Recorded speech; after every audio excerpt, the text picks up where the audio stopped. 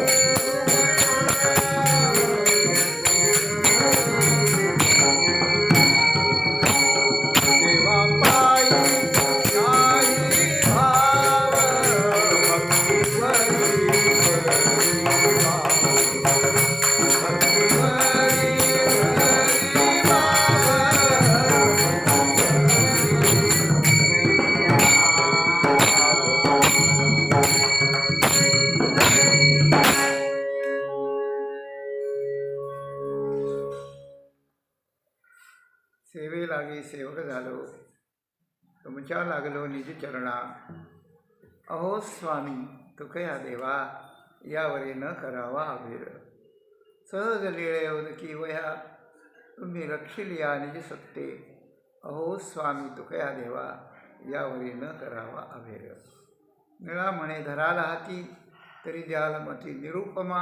अहो स्वामी तुकया देवा, यावरी न करावा अभिर. भिक्षापात्र अवलंबणे, जळो जिणे लाजिरवाणे. ऐसियासी नारायणे उपेक्षिजे सर्वथा. देवापायी नाही भाव, वर भक्ती वरी वाव भक्ती वरी वरी वाव. भक्ती वरी वरी वाव, समर्पिला जीव नाही तो हा व्यभिचार. जगा घालावे साकडे, जगा घालावे साकडे, दीन होऊनी बापुडे. हेच अभाग्य रोकडे, मूळ आणि अविश्वास. काय न करी विश्वंभर, सत्य करिता निर्धार. काय न करी विश्वंभर, सत्य करिता निर्धार. तुका म्हणे सार दृढ पाय धरावे. देवापायी नाही भाव, भक्ती वरी वरी वाव. समर्पिला जीव नाही तो हा व्यभिचार. संत जगद्गुरू संत श्रेष्ठ श्री तुकाराम महाराजांच्या अभंगगाथेतील क्रमाने आलेला 912 क्रमांकाचा हा अभंग असून प्रस्तुत अभंगात भिक्षा मागणाची तुकाराम महाराजांनी थोडी निंदा केली आहे. भिक्षा मागणाऱ्याची निंदा केली आहे. याचा अर्थ असा, भिक्षा मागू नये तुकाराम महाराजांचं असं मत आहे. भिक्षापात्र अवलंबणे म्हणजे आपण भिक्षेला पात्र आहोत असं समजून भिक्षेचं पात्र हातात घेऊन दुसऱ्याच्या दारात जाऊन भीक मागावी, ही गोष्ट तुकाराम महाराजांना मान्य नाही. पण आपण तर असं ऐकतो ना, हो काय की भिक्षेचं अन्न फार पवित्र असतं आणि भिक्षा मागणाऱ्या संन्यासी, तपस्वी, साधू हे भिक्षाच मागतात. मथुरा, वृंदावन इत्यादी जे क्षेत्र आहे तिथे त्या ठिकाणी संन्यासी बैरागी लोक राहतात. मोठे मोठे अन्नछत्र असतात आणि तिथे ते भिक्षेला जात नाहीत का? भिक्षेला जातात. मग यांचा निषेध तुकाराम महाराज कसं करतात? अगदी तुकाराम महाराजांच्या समकालीन त्यांच्या योग्यतेचे असलेले समर्थ रामदास स्वामी आणि त्यांची शिष्यमंडळी कशावर जगत होती सांगा? भिक्षेलाच जात होते. आणि अजूनही सज्जनगडावरचे लोक जर भिक्षेला आले, आमच्या नगरला येतात त्यावेळेला लोक अगदी हात जोडून उभे असतात त्यांना भिक्षा देण्याकरता. किती द्यावं किती नाही असं वाटतं लोकांना. लोकात मान्य असलेली गोष्ट ही. आणि तुकाराम महाराज मात्र निषेध नोंदवितात की भिक्षापात्राचं अवलंबन करणं म्हणजे भिक्षापात्र हातात घेणं आणि आपण भिकारी ठरणं आणि भिक्षा मागायला जाणं हे लाजिरवाणं जीवन आहे. आणि अशा प्रकारचा जो करतो त्याची नारायण उपेक्षा करतो, त्याला नारायण कधीच जवळ घेत नाही. ह्या दोन विधानाचा समन्वय कसा असेल तर त्याचं उत्तर एकच वाक्यात आहे, एक छोट्याशा वाक्यात. भिक्षापात्र अवलंबणे जिणं लाजिरवाणं कसं आणि भिक्षेचं अन्न पवित्र असताना संन्यासी साधू भिक्षा त्यांनी मागितली पाहिजे, हे दोन्हींचं उत्तर आहे अधिकार नसताना आणि असताना. भिक्षेचा एक अधिकार आहे, स्वतः क्वालिफिकेशन आहे भिक्षेचं. ते ज्याला प्राप्त आहे त्यांनी भिक्षा मागितली पाहिजे, लोकांनी त्यांना दिली पाहिजे, त्याने भिक्षेवर जीवन जगलं पाहिजे. ते त्याचं पवित्र जीवन आहे. आणि ज्याला भिक्षा मागण्याचा अधिकार नाही त्यानं भिक्षा मागू नये. त्याने कष्ट करून जीवन जगावं, कष्ट करून जगावं, नोकरी करून जगावं, व्यापार करून जगावा, शेती करून जगावं. मुख्यतः भारतीय संस्कृतीमध्ये तीन आहेत. शेती, व्यापार आणि हे काय शेती, व्यापार, नोकरी, आणि चौथी भिक्षा आहे. कृषी गोरक्ष वाणिज्यम वैश्यकर्म स्वभावजम असं त्या ठिकाणी. परिचर्या मकं कर्म शूद्र स्वापी स्वभावजम. या तीन गोष्टी सगळ्या समाजात वाटून गेल्या.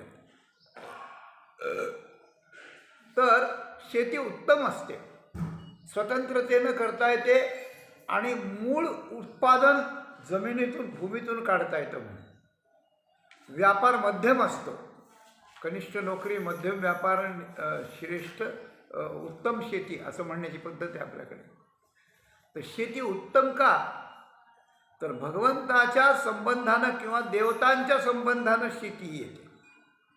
देवतांच्यावरती अवलंबून असते. देव हे पीक त्या ठिकाणी येतो. भूमी पिके आपुलाल्या दैवे, दैवानं पीक येतं आणि कष्टानं पीक येतं आणि मूळ पीक येतं. ते काही एखाद्या कंपनीत रॉ मटेरियल आणायचं आणि त्याच्यावर प्रक्रिया करून लोकांना विकायचं असं नाही. म्हणून शेती उत्तम. आणि शेती ही खाण्यापिण्याला म्हणजे अन्न म्हणून उपयोगाला येते. शेती परवडत नाही लोक म्हणतात, पण शेती जर सोडून दिली तर काय होईल बघा. काय कारखान्यातले पार्ट फोडून खाणार का लोखंडाचे, अशी गोष्ट आहे. म्हणून मूळ जीवन आहे ते. आणि एकीकडे कष्ट करायचं आहे, एकीकडे देवतांच्यावरती हात जोडून देवतांच्याकडून दैव मागून घ्यायचं आहे. एकीकडून मूळ अन्न आहे ते. आणि शेतकरी उदार असतो, तो सगळ्यांना खळ्याच्या वेळेत देतो. औदार्य. या चार कारणांनी शेती उत्तम म्हटलं आहे. स्वतंत्र आहे म्हणून. व्यापार मध्यम आहे, अर्धा आपल्याकडं आणि अर्धा दुसऱ्याकडं. वस्तू घ्यायची, पैसे द्यायचे, पैसे घ्यायचे, वस्तू द्यायची, व्यापार करणं ही गोष्ट तेही चांगलं आहे. पण तो नोकरी मात्र पराधीन आहे. पराधीन आहे. कष्टाने मिळवायचं, आपल्याला काम करणं झालं तर खायचं, नाही तर काय खायचं हा प्रश्न आहे. पराधीनता आहे त्याच्यात. दुसऱ्याला बॉस समजून, दुसऱ्याला मोठं समजून आपल्याला करायचं आहे वगैरे वगैरे आहे. पण या तीनपैकी काहीतरी करावं आणि आपलं पोट भरावं. आपण भिक्षा मागू नये. मग भिक्षा मागण्याचा अधिकार कुणाला आहे हा प्रश्न आहे. भिक्षा मागण्याचा अधिकार कुणाला आहे, तर त्याचं उत्तर आहे की ज्याला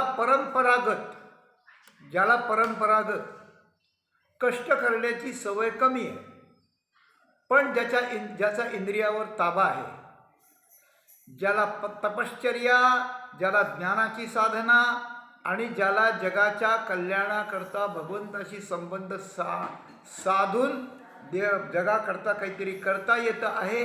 ध्यान, धारणा, जप, तप, अनुष्ठान, हे सगळं ज्याला करता येतं आहे, किंवा ज्यांनी सर्वसंग परित्याग केलेला आहे, जो विषयाचा भोग घेत नाही, सर्वसंग, हे तपस्वी संन्यासी असे. आणि आत्ता म्हणलं तपस्वी ते ब्राह्मण तपस्वी आहेत की ज्यांना आणि जे तप अनुष्ठान करतात ते. त्याच्यानंतर हे संन्यासी बैरागी ज्यांनी सर्वसंग परित्याग केलेला आहे असे. आणि एक अधुपंगू असतील, त्यांना काही कष्टच करता येत नाही, त्यांनी पोटापुरती भिक्षा मागावी, अशा प्रकारचा आहे. हे सोडून बाकीचा जो समाज आहे त्याला भिक्षा मागण्याची अधिकार नाही, अशी गोष्ट आहे.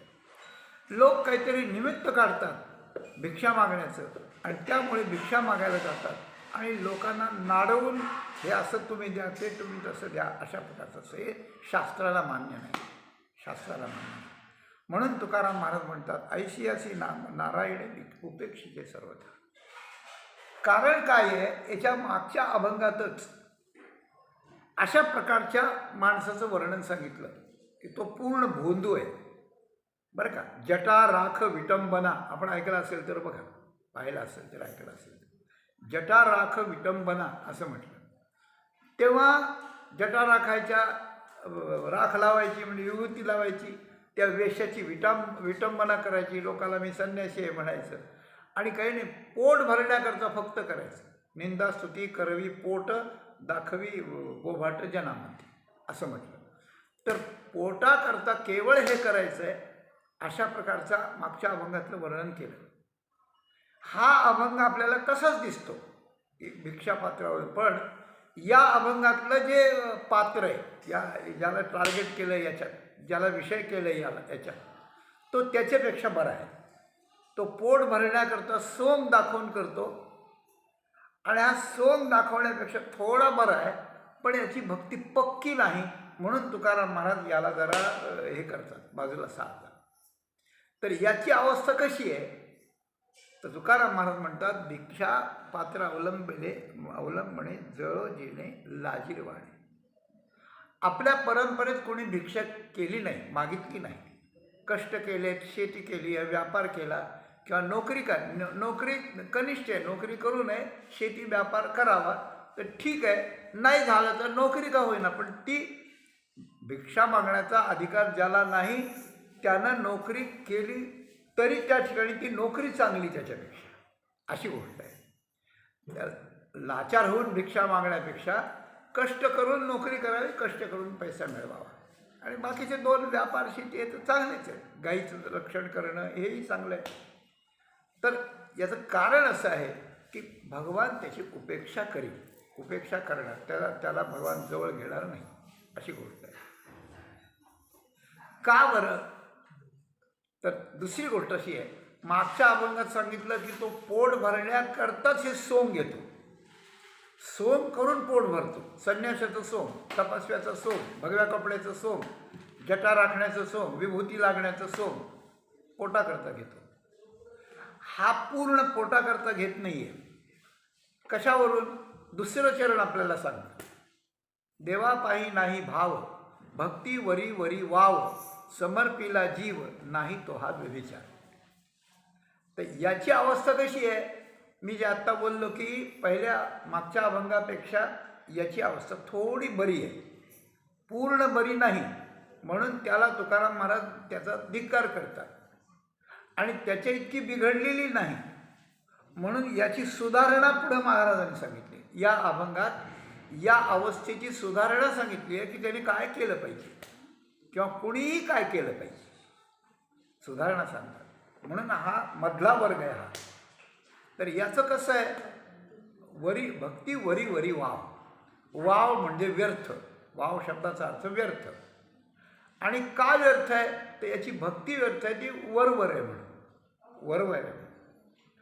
तुम्ही म्हणता ना की भक्ती वाया जात नाही, भक्ती वाया जात नाही, भक्ती वाया जात नाही, पण एक गोष्ट अशी आहे की भक्ती वाया जात नाही, पण पूर्ण भक्ती असल्याशिवाय माणसाचा उद्धार पण होत नाही, ही गोष्ट खरी आहे. पूर्ण समर्पण असल्याशिवाय माणसाचा उद्धार होत नाही, हेही खरं आहे. तर म्हणून देवाच्या पायावर भाव असावा लागतो, भाव असावा. देवाच्या पायावर भाव असला तर भक्ती पक्की होते, आणि भाव नसला तर भक्ती पक्की होत नाही.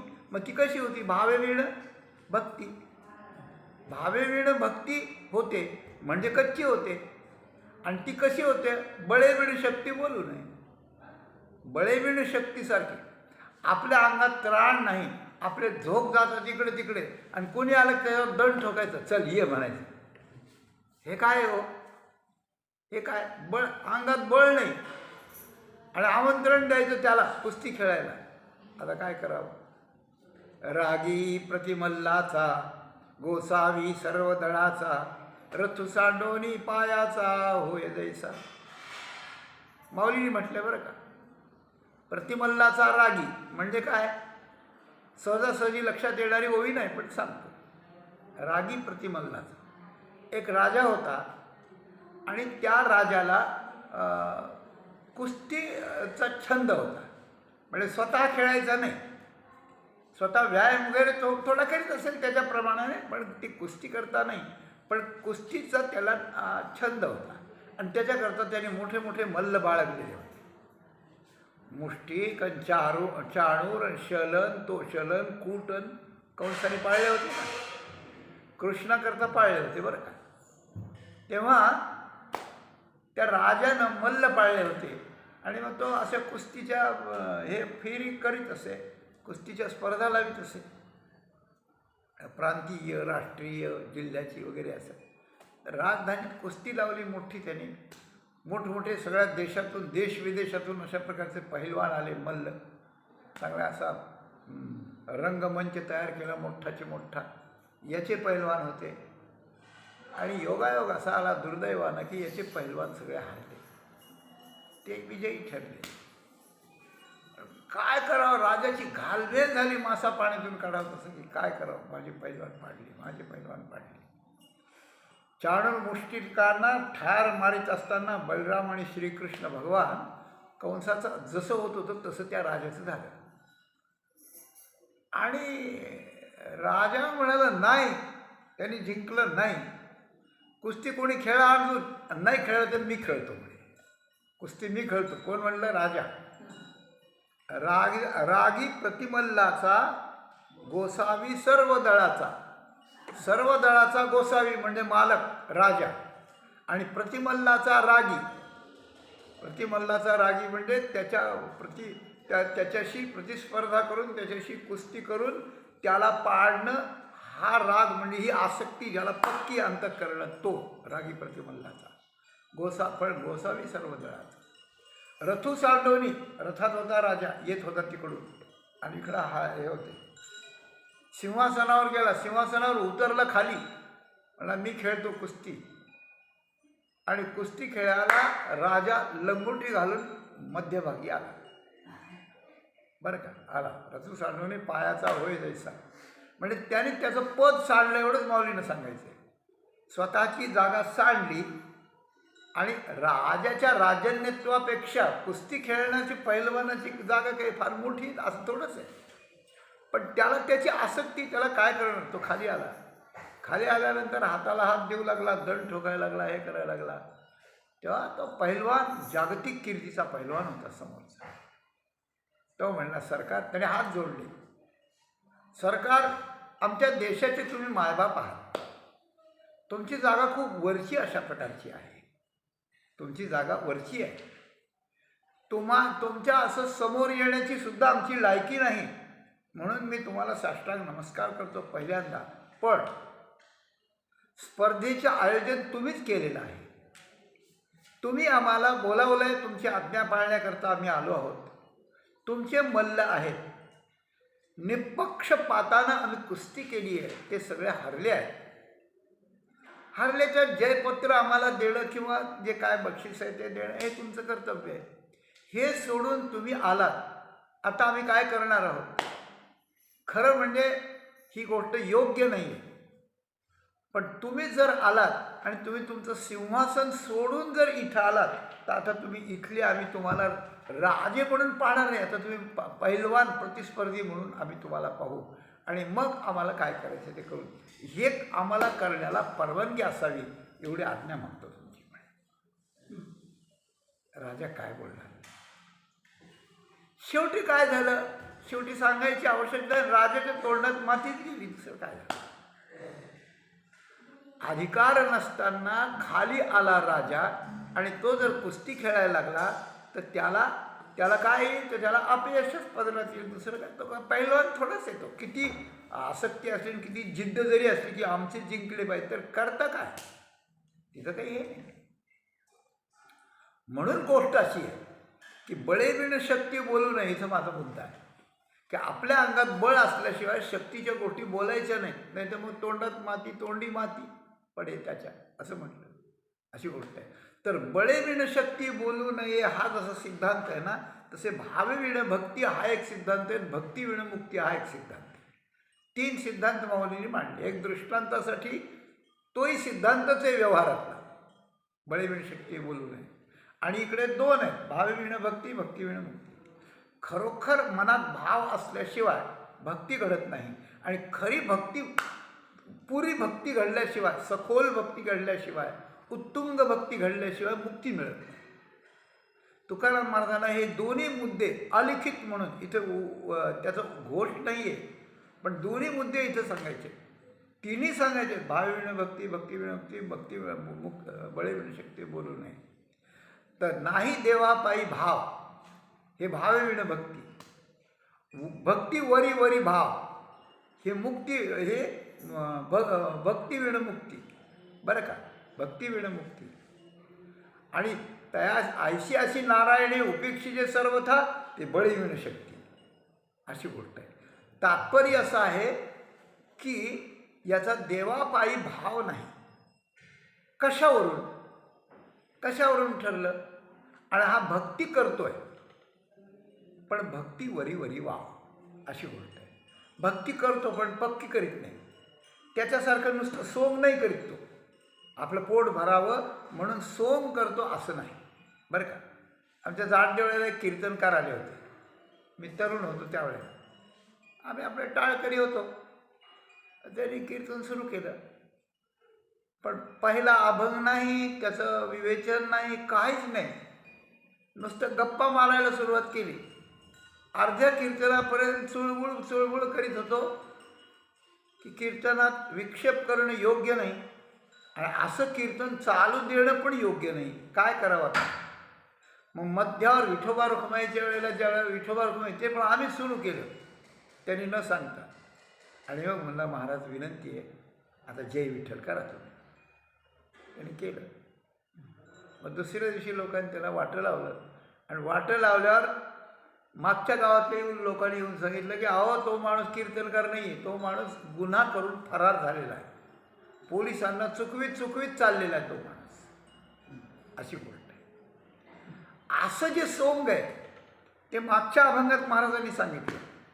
पण याची अवस्था तशी नाही. देवापाही नाही भाव, भाव नसला तरी पण भक्ती करतो तो, ही गोष्ट आहे. फक्त ती भक्ती करताना आयतं खाऊन भिक्षा मागून भक्ती करतोय, ही चूक आहे, तुकाराम महाराज म्हणतात. कारण भाव आपल्याजवळ नसला तर आणावं कुठून हो? तो बाजारात मिळतो का? बाजारात भाव असतो खूप, प्रत्येक वस्तूला भाव असतो, पण वेगळा भाव मिळत नाही ना.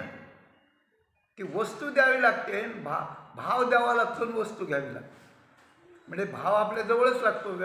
बाजारात गेलं तरी बाजारात भाव नाही मिळत. तर भाव नसला तर कुठून यावं? तर चालतं, भाव नसला तरी भक्ती करावी. हो हो करावी. तुकाराम महाराजांचं प्रमाण सांगतो आपल्याला, नाही भाव परी म्हणवितो तुझा, नाही भाव परी म्हणवितो तुझा, नाही भक्ती परी करीतो पूजा, आपुल्या नामाची या काजा तुझं केशी राजा लागे धावणे. नाट प्रसंगात देवा तू कृपा करुणा सिंधू यात सांगितलं की देवा माझं भाव नाही, पण मी तुझा म्हणवितो, मी तुझा आहे असं म्हणवितो. भाव नसताना म्हणवितो. हो, कसं असतं की आपल्याजवळ जरी भाव असला तरी आपल्यापेक्षा भावना प्रधान मोठे मोठे लोक होऊन गेलेत, म्हणून आपल्याजवळ भाव आहे हाही आपल्याला अभिमान नसावा, बरं का, नसावा. आणि मग म्हणावं की भाव नाही माझं, पण मी देवा तुझी पूजा करतो आहे. तुकाराम महाराज जवळ भाव भरपूर असून सुद्धा विनम्रपणाने देवाला म्हणतात, किंवा भाव नसला तरी भक्ती करा, जेवढी होईल तेवढी, जशी होईल तशी, ती वाया जाणार नाही. म्हणून लोकांचं प्रतिनिधित्व घेऊन नाही भावपरी म्हणवितो तुझा असं म्हणतात. असे 2-3 अर्थांनी, या 2-3 अँगलनी याचा विचार करताय की माझ्याजवळ भाव नाही पण मी तुझा म्हणवितो देवा, माझ्याजवळ भक्ती नाही पण मी तुझी पूजा करतो, विधी मला जेवढा येतो तेवढा, सामग्री जेवढी मिळते यथा मिलितोपचार द्रव्यही कृतपूजनेन अमुक अमुक वगैरे असं म्हणतात शेवटी. तेव्हा भक्ती नाही पण मी तुझी पूजा करतो, मला माझं कल्याण करण्यासाठी, तुझी कृपा होण्यासाठी मला भक्ती करावी वाटते, मला भावना ठेवावी वाटते, पण नाही, काय करू, नाही तरी करतो. कारण मला माहिती तू कृपेचा सागर आहे. आपुल्या नामाची या काजा तुझं केशी राजा लागे धावणे. भक्ती करतो म्हणजे नाव घेतो, आणि पूजा करतो म्हणजे तुझ्या नावानेच पूजा करतो ना. त्यात मी जे तुझं नाव घेतो ते तुझं नाव, तुझ्या नावाची शान राखण्याकरता माझ्या अंतकाळी तुला धावावं लागेल हे मला माहिती आहे. म्हणून मी भाव नसताना तुझा म्हणवितो, भक्ती नसताना पूजा करतो. हे तुकाराम महाराजांचं स्टेटमेंट आहे देवाजवळ दिलेलं. तर याचं काय आहे, तर याला भाव नाही आहे, वरी वरी काय नाही देवापायी भाव, भक्ती वरी वरी वाव. वरवर भक्ती करतो पण ती भक्ती त्या भावनेच्या भावना नसल्यामुळे भक्ती नीट होत नाही, ती थोडीशी व्यर्थ होते. आणि अशा प्रकारचं होतं. कशामुळे? तर भाव नसल्यामुळे भिक्षा मागून हा भक्ती करतोय, भावन भक्ती करतोय. कारण देवावर जर भाव असला ना तर भक्ती करायला लागायचं आणि देवाला पोट भर नाही तर नको भरू म्हणायचं. वेळ झाल्यावर तुला काय करायचं ते कर म्हणायचं.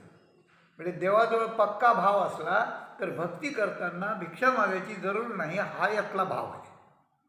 लक्षात आलं? हा यातला भाव आहे. भिक्षा न मागता भक्ती करावी. पण तसं नाही, म्हणून इकडे भिक्षा मागतो, भावाविना भक्ती करतो. भावाविना भक्ती करू दे करायची असली तर, पण भिक्षा मागणं हा निषेध आहे, हे तुकाराम महाराजांना नोंदवायचं. बरं, मग खरी भक्ती कोणती? आतली भक्ती कशी आहे? समर्पिला जीव नाही तो हा व्यभिचार. समर्पिला जीव, जीव समर्पिला नाही.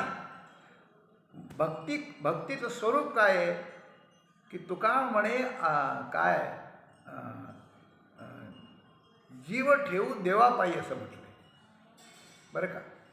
आता जीव देवावर वाळून टाकून देवाला पायी जीवच ठेवून देऊ, आता देवाला जीवच समर्पण करून टाकू, हे भक्तीचं शेवटचं लक्षण आहे. शेवटचं लक्षण आहे जीव समर्पण करणं. तर ही जीव समर्पण करण्याची भक्ती जोपर्यंत केलेली नाही तोपर्यंत मी भक्ती करतो, भक्तीचे लक्षणं, भक्तीचे चिन्ह, गंध लावणं वगैरे वगैरे वगैरे, मी भक्त आहे असं म्हणवणं, जाहिरात करणं, हे जर असलं आणि जीव जर समर्पणेला नसला तर तो भक्तीतला व्यभिचार आहे. ती व्यभिचारिणी भक्ती आहे, ती साधी भक्ती नाही. आणि भक्तीत व्यभिचार चालत नाही. एखाद्या स्त्रीनं आपला पती केला आणि त्याच्याकडे राहिली नाही, त्याची सेवा केली नाही, त्याच्या मर्जीप्रमाणे वागली नाही आणि कुंकू लावलं त्याच्या नावानं, दुसऱ्याजवळ नाव घेते त्याच्या नावानं, मंगळसूत्र बांधते त्याच्या नावानं आणि नांदत नाही, दुसऱ्याकडे जाऊन भीक मागते आणि नवऱ्याने टाकून दिलं म्हणून मी भीक मागते असं लोकाला म्हणते. आता त्या स्त्रीला काय म्हणावं सांग? तिला कोणती गती व्हावी, काय व्हावं? तिनंच त्या ठिकाणी नवरा टाकून दिलाय, त्याचे चिन्ह वापरते, म्हणजे तो माझा नवरा आहे म्हणते आणि त्याच्या नावानं त्या ठिकाणी भीक मागते. मग ते म्हणते तुझं बघ ना, तुझ्या नावानं भीक मागल म्हणजे तुझी बदनामी करेल, असं त्याचा अर्थ आहे. इतका भाव इकडं जरी नसला तरी जर देवाची भक्ती करतो आणि हा जर भिक्षा मागतो तर जाणते माणसं म्हणतील याचं देव पोट भरीत नाही, देवाला जड झालाय काय? देव उपाशी कसं ठेवतो? आणि देवा एवढा कोण आहे जगात उदार? देवा एवढा कोण संपन्न आहे? देवा एवढा कोण कृपाळू आहे? आणि एवढा कृपाळू, संपन्न आणि उदार देव असताना याला भिक्षा का मागावी लागते? अशी गोष्ट. भिक्षा का मागावी लागते अशी गोष्ट आहे. अजून एक भाव आहे याच्यात, ज्याची पक्की भक्ती आहे, ज्याची पक्की भक्ती आहे तो त्या ठिकाणी देवाची भक्ती जर पक्की करीत असेल आणि विषयाचा संग नसून आपण एकटाच असेल आणि आपल्या उदरनिर्वाहाची जबाबदारी देवावर असू नये असं त्याला वाटत असेल आणि जर तो सुदामजीसारखा जर भिक्षा मागायला जात असेल, गरीब असून, दुबळा असून, वयस्कर असून, तपस्वी असून, जगाकरता तप करणारा असून, जर देवावर जबाबदारी नको माझी म्हणून जर त्या ठिकाणी तो भिक्षा मागायला जात असेल आणि त्या भिक्षेतलं जर देवाला थोडंसं समर्पण करीत असेल तर त्याची काय चूक आहे? म्हणजे हे सगळं भिक्षा मागावी का न मागावी, त्याच्यातून भाव सिद्ध होतो की नाही, त्याच्यातून भक्ती सिद्ध होते की नाही, देवाने त्याला स्वीकारावं की उपेक्षावं, ह्या सगळ्या गोष्टी आपल्यावरती अवलंबून असतात. आपल्यावरती अवलंबून असतं की आपली बाहेरची परिस्थिती काय आहे, आपला अधिकार काय, 2, परिस्थिती काय, अधिकार काय, 2, आणि अंतःकरणातली भावना कोणत्या प्रकारची, भिक्षा मागण्याच्या बाबतीत, भक्ती करण्याच्या बाबतीत, जीव समर्पण करण्याच्या बाबतीत, हे सगळं धारवाडी काटा आहे सगळा. म्हणून किती चिंतन करावं तेवढं थोडं आहे. म्हणून देवापायी भाव नाही, भक्ती करतो लोकांना दिसतंय ते सगळं वरवर आहे, वाव आहे, कारण त्यानं जीव समर्पित केला नाही. म्हणजे जीव समर्पित न करता भक्ती दाखवणं हा भक्तीतला व्यभिचार आहे. आत्ता स्त्रीचं उदाहरण सांगितलं त्याप्रमाणे व्यभिचार आहे. आणि व्यभिचारी भक्ती ज्याची आहे त्याचा नारायण स्वीकार करीत नाही. जो विषयासक्त पुरुष असेल तो कशाही स्त्रीचा स्वीकार करील, सगळं तिचं बाजूला टाकून. पण जो पुरुषासारखा पुरुष असेल तर तो व्यभिचारी स्त्रीला आपली पत्नी म्हणून आपल्या घरात ठेवणार नाही. ही गोष्ट आहे, अशी गोष्ट आहे. त्याप्रमाणे नारायण त्याची उपेक्षा करतो. तुकाराम महाराजांना म्हटलंय लाजीरवाणं कसं आहे काय. भिक्षापत्र पुण्यात पहिल्या चरणात चला, भिक्षापत्र पात्र अवलंबणे जळो जिळे लाजीरवाणे, त्याचं जीणं जळून जावं, त्याला त्याच्या जगण्याला आग लागो, असाच अर्थ आहे पहिल्या चरणात. की अधिकार नसताना ज्यानं भिक्षापात्र हातात घेऊन आपल्या भिक्षा मागून जगण्याचं सुरू केलं आहे, त्याच्या त्या अनधिकारी भिक्षापात्र घेऊन त्याच्या जगण्याला आग लागो असं तुकाराम महाराज म्हणाले. आग लागो. आणि त्याचं कारण दुसऱ्या चरणात सांगितलं. 3 भक्ती सांगितली. भक्तीतला व्यभिचार आहे कारण याची भक्ती वरवर आहे, वाव आहे, व्यर्थ आहे. कारण त्याचा भावच नाही. भाव नसली तर भक्ती वरवरच होणार, अशी गोष्ट आहे. आणि हे लाजीरवाणं कसं आहे त्याचं चिंतन तिसऱ्या चरणात परत सांगतात. काय. जगा घालावे साकडे दीन होऊनी बापुडे. जगा घालावे साकडे दीन होऊनी बापुडे. देवा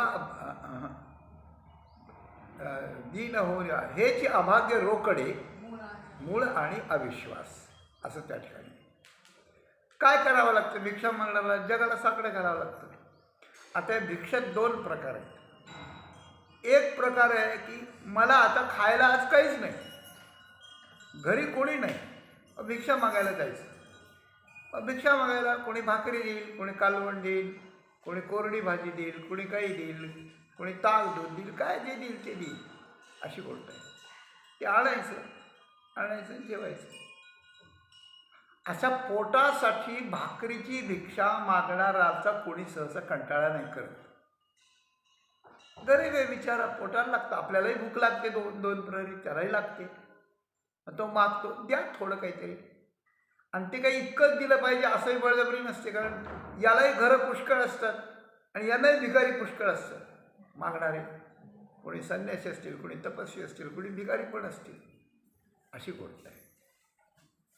तर अशा प्रकारानं ही गोष्ट होती. एक आपल्या नगरची एक कथा आहे बरं का. एका कॉलनीत किंवा एका गल्लीत असा मध्ये चौक होता आणि त्या चौकाच्या बाजूला एक भिकारी बसायचा. आणि तो काय नाही करायचा, देवाचं नाव मोठ्याने घेत राहायचा. अगदी मोठ्या. मी लहानपणी पाथर्डीला येत होतो त्यावेळेला या रस्त्याने इकडून मोहरीच्या रस्त्याने आल्यानंतर बीड रोडला लागायच्या वेळेस तिथे एक माणूस भिकारी मोठ्याने भजन करीत बसलेला असायचा बरं का. मला आठवतोय तो चांगला. आणि त्याचं भजन ऐकलं की पाथर्डी आली असं आम्हाला वाटायचं. तसं तो नगरचा भिकारी तिथे बसायचा. ऐका पुढे ऐकण्यासाठी गोष्ट आहे. तर तो भीक मागायचा नाही दारोदार जाऊन, पण तिथे देवाचं गाणं म्हणत बसायचं. देवाचे नावं असायची त्याच्यात. आणि मग शेजारच्या लोकांना वाटलं की अरे भजन करतोय का, खायला काही नसते, द्या अर्धी भाकरी त्याची. मग कोणी भाकरी द्यायचं, कोणी हे द्यायचं. आणि असा लोकांनी त्याला रतीप सुरू केला. ते त्याचं खाऊन उरल्यावर दुसरे भिकारी घेऊन जायला लागले त्याच्याकडून. त्याला म्हणजे खाण्याला कमी नाही पडायचं. आणि मग लोकांची अशी भावना व्हायला लागली की अरे हा पोटासाठी करत नाही, देवाचं नाव घेतोय नुसतं, हे काय नाही करीत, हा पाप करत नाही. लोकांना एवढं असतं की पाप करीत नाही तरी त्यांना चांगलं वाटतं. पण ते लोक कुठं गावाला जायचं ना, जायचे त्याला नमस्कार करायचे. बाबाजी आम्ही गावाला जायचं, काम होईल का आमचं? मग देवा यांचं काम चांगलं करून देऊ असं म्हणायचं. आणि गेलं की त्याचं टपकन काम व्हायचं. लोकांना अनुभव यायला लागला. म्हणजे अशा प्रकारच्या यानं एक भिकारी देव होऊ शकतो. भिकारी देव होऊ शकतो. आणि मनुष्य जन्माला येऊन तो जर देवाची शरणागती करील जीव समर्पण करून, तर मनुष्याचा देव होण्याच्या ऐवजी मनुष्य त्या ठिकाणी इकडे भिकारी येऊन हलकट बनतो. म्हणजे मनुष्य देव असून भिकारी बनतो. म्हणजे आपण जर नीट नाहीच वागलं तर आपण देव असून भिकारी बनतो, हलकट बनतो. आणि आपण जर नीट वागलो आणि आपल्या परिस्थितीने प्रारब्धाने जर भीक मागायची वेळ आली तर भीक मागता मागता सुद्धा आपल्याला देव होत आहे.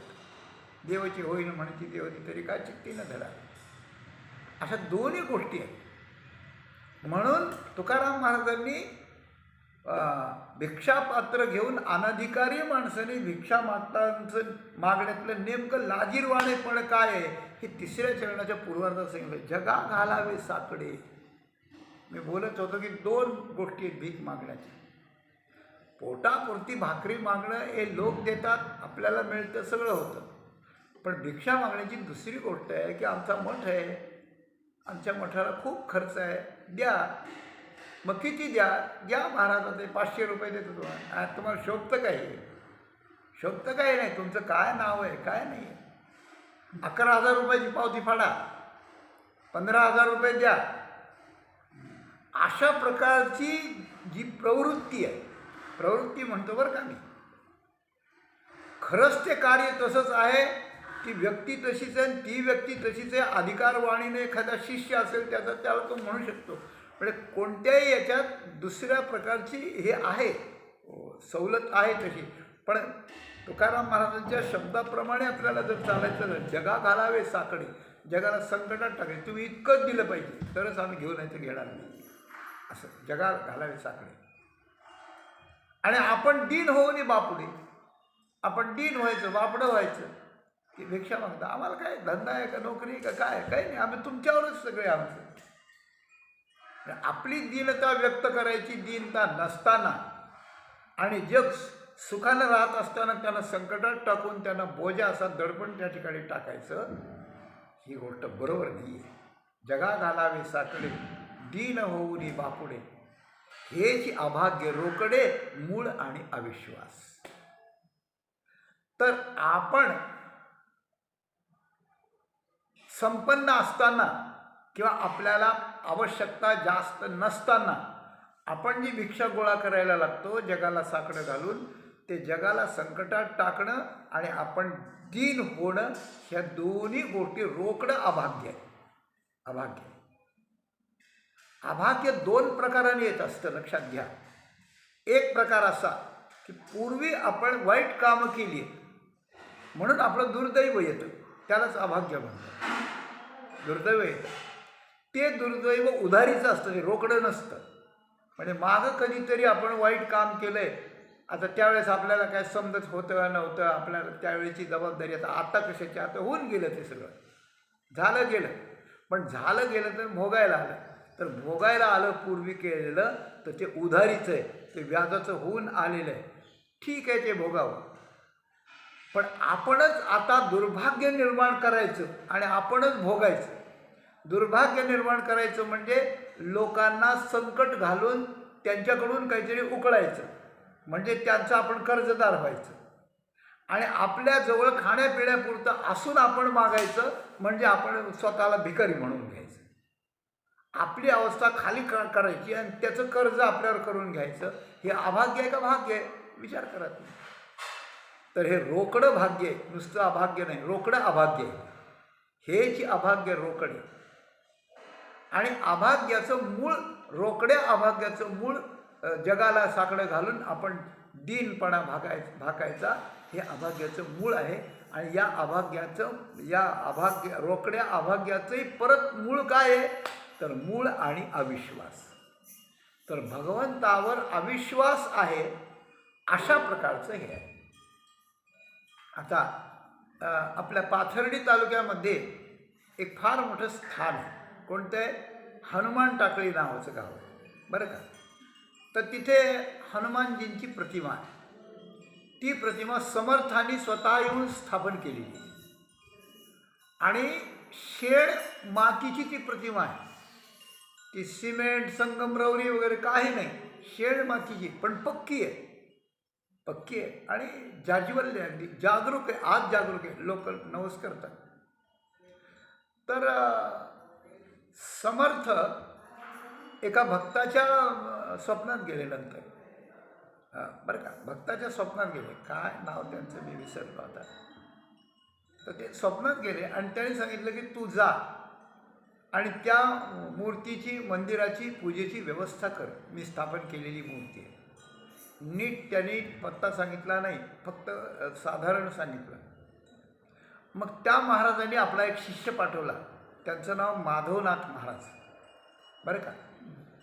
40-50 वर्षांपूर्वी केव्हा तरी ते आले आणि ते शोधत आले की इथं कुठं मारुतीचं मंदिर आहे का, मारुतीचं मंदिर आहे का. मग ते पाथर्डीला आले नगरहून आणि त्यांना कळलं की हनुमान टाकळीला एक मारुती आहे असा समर्थाने स्थापन केलेला. मग ते तिथे गेले. मी त्यांना जेव्हा भेटायला, त्यांच्या दर्शनाला गेलो तेव्हा त्यांनी हे मला सांगितलं आहे सगळं.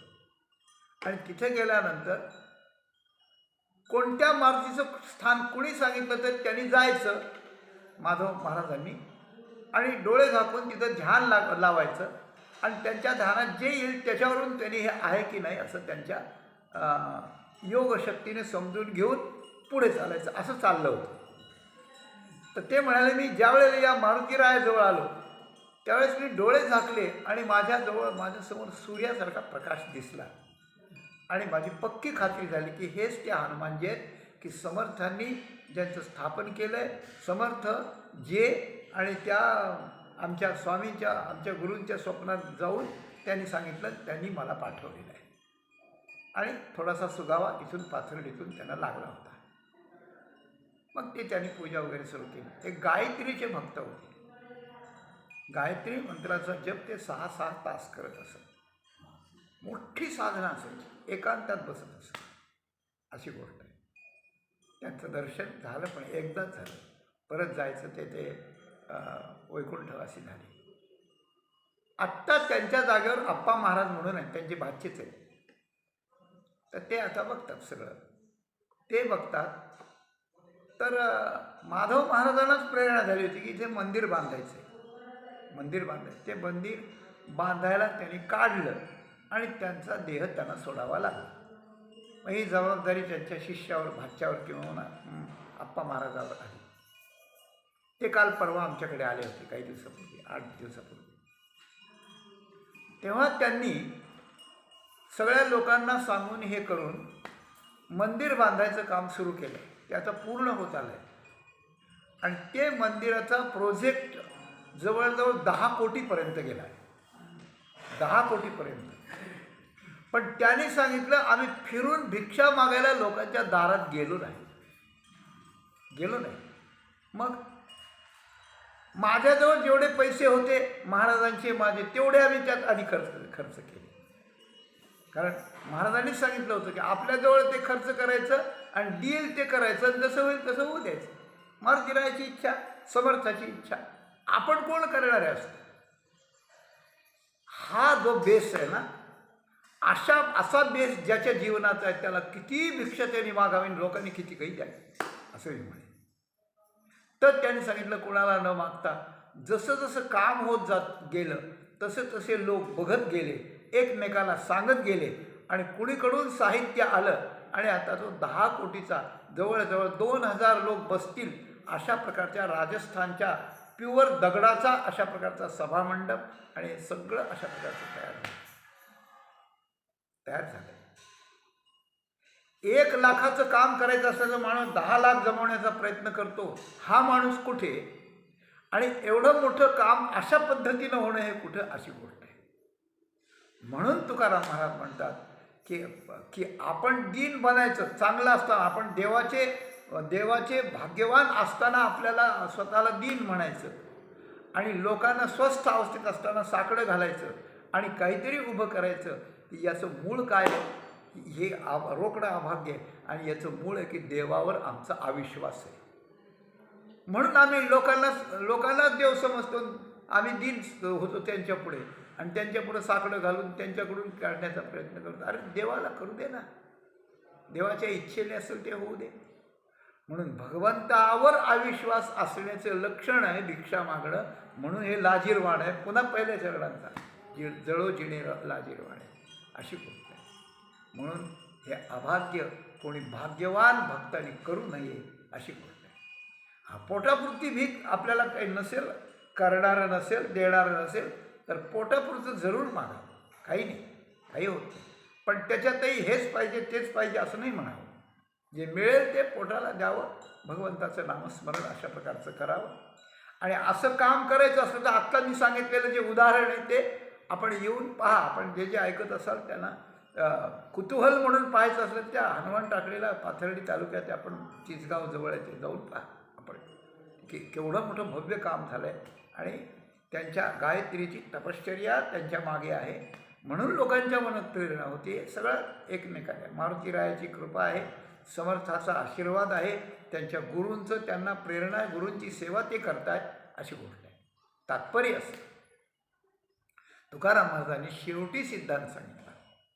पहिल्यांदा सांगितलं नारायण त्याची उपेक्षा करतो हे जिणं लाजीरवाण आहे. जोपर्यंत भक्तीनं जीव समर्पण केला नाही देवाच्या चरणी तोपर्यंत जो भक्तीतला व्यभिचार आहे, ती वरवर भक्ती, ती वाव भक्ती आहे, देवापायी भाव नसल्यामुळे. म्हणून नारायण त्याची उपेक्षा करतो. तो भिक्षापात्र घेतो म्हणून नारायण उपेक्षा नाही करीत, भक्ती नसताना विश्वास नसताना करतो म्हणून. तर भाव देवापायी का नाही त्याचं कारण अविश्वास. दुसऱ्या चरणाचं कारण तिसऱ्या चरणात अविश्वास आहे. मग काय असावं आता? काय असावं तर असं आहे की पहिल्या चरणाच्या विचारात काय असावं, दुसऱ्या चरणाच्या विचारात काय असावं, तिसऱ्या चरणाच्या विचारात काय असावं आणि चौथं चरण कशा करताय याचं उत्तर सांगतो आपल्याला. पहिल्या चरणाच्या विचारात असं असावं की लाजीरवाणं जीणं भिक्षापात्र, आपल्याला जर अधिकार नसेल तर भिक्षापात्र घ्यायचं नाही पोटाची सोडून. आणि ती पोटाला सुद्धा कष्ट करणे शक्य असेल तर ते सुद्धा करायचे, कष्टच करायचे अशी गोष्ट आहे. तर भिक्षापात्र घ्यायचं नाही. दुसऱ्या चरणाचा विचार असा आहे की देवावर पक्की भावना ठेवायची आणि खरोखरची भक्ती करायची आणि त्या भक्तीत शेवटी देवाला जीव समर्पण करायचं, ही खरी भक्ती. तिसऱ्या चरणात की भाव का येत नाही आपल्याला, भक्ती का होत नाही तर आपला देवावर विश्वास नाही म्हणून आपल्याला भाव येत नाही. विश्वास झाल्यावर भाव का नाही निर्माण व्हायचा आणि भाव आल्यावर भक्ती का नाही व्हायची आणि भक्ती आल्यावर जीव समर्पित का केला नाही जायचा. जीव समर्पण केला जात नाही याचा अर्थ भक्ती नीट होत नाही, त्याचा अर्थ भाव नाही आणि भाव नाही म्हणजे विश्वास नाही. हे सगळे कारण एकमेकाची कारण परंपरा निर्माण होते. तर विश्वास नाही म्हणून विश्वास ठेवावा. कसा विश्वास ठेवावा त्याचं उत्तर चौथ्या चरण. काय न करी विश्वंभर, काय न करी विश्वंभर करिता सत्य करिता निर्धार, सत्य करिता निर्धार, काय न करी विश्वंभर सत्य करिता निर्धार, तुका म्हणे सार दृढ पाय धरावे. हे तीन चरण निषेधात्मक आहेत आणि चौथं चरण आहे ते उपदेशात्मक आहे. पण ते उपदेशात्मक चरण जे आहे म्हणजे या चरणातला जो उपदेश आहे तो मागच्या तीन चरणाच्या सापेक्षत्वानं आहे. हे साधकांनी श्रोत्यांनी नीट लक्षात घ्यावं. काय न करी विश्वंभर इथं प्रश्नचिन्ह आहे. तुकाराम महाराजांचं एक प्रमाण आहे. देवाला म्हणतात काय करशील तरी नव्हे काही, राईचा डोंगर पर्वतराई, आपुले करुणेची साई करियो आई मजोरी.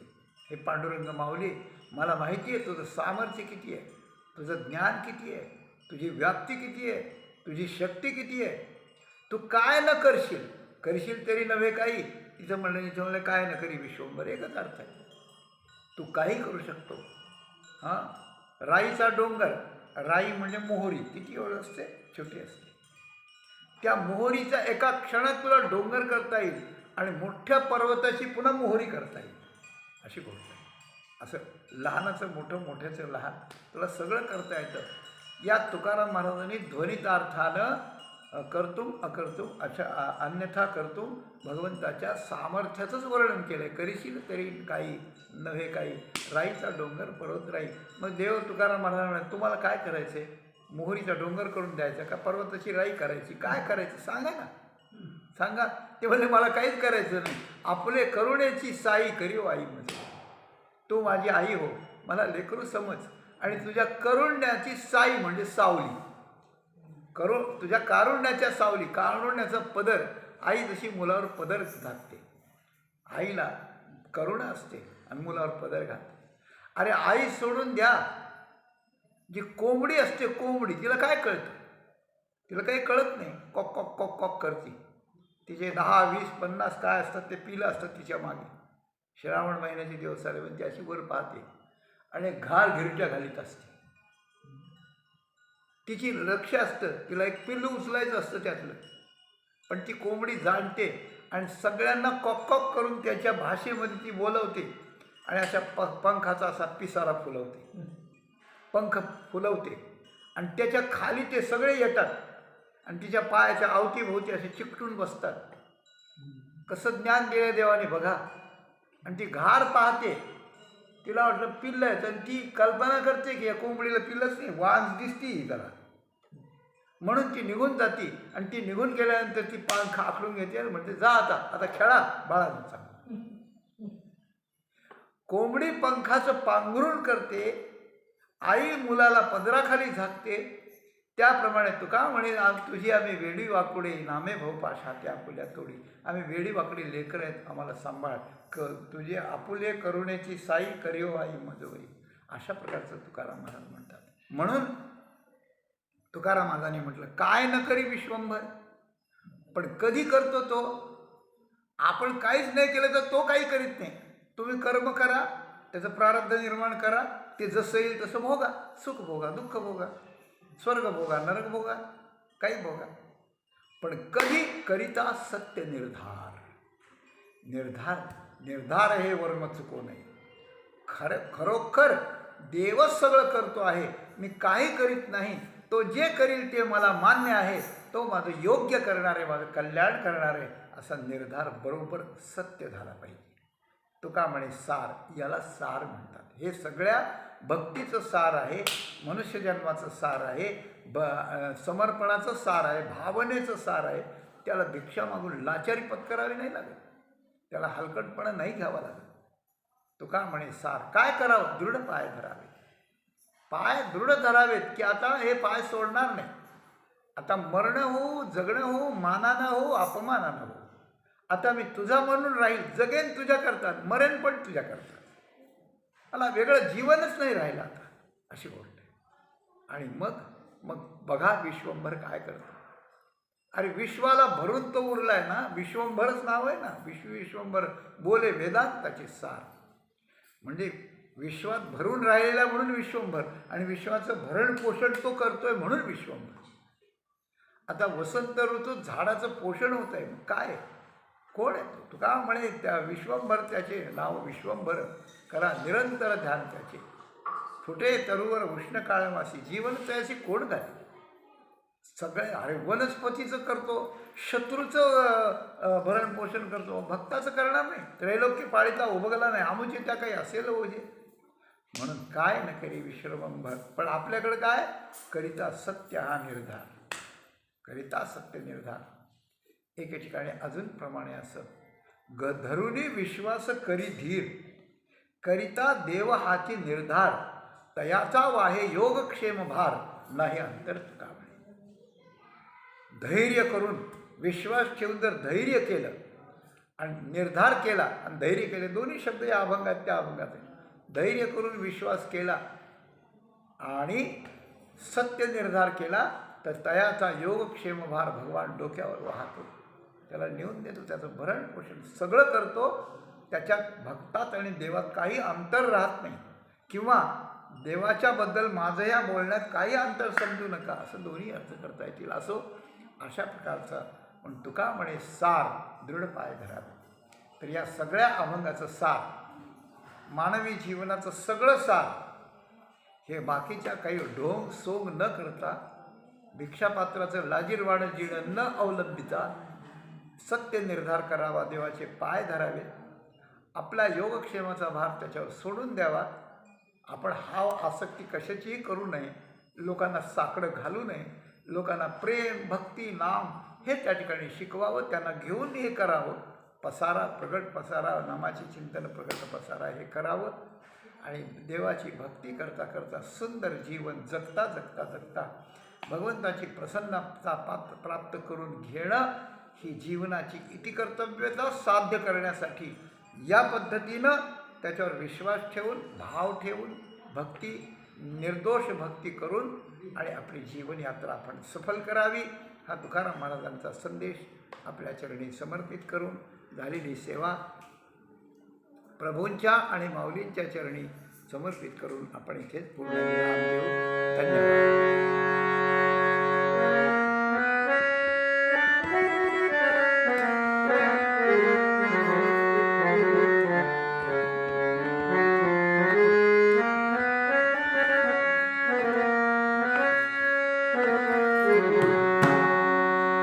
कायन करी विश्वंभर, कायन करी विश्वंभर, कायन करी विश्वंभर, कायन करी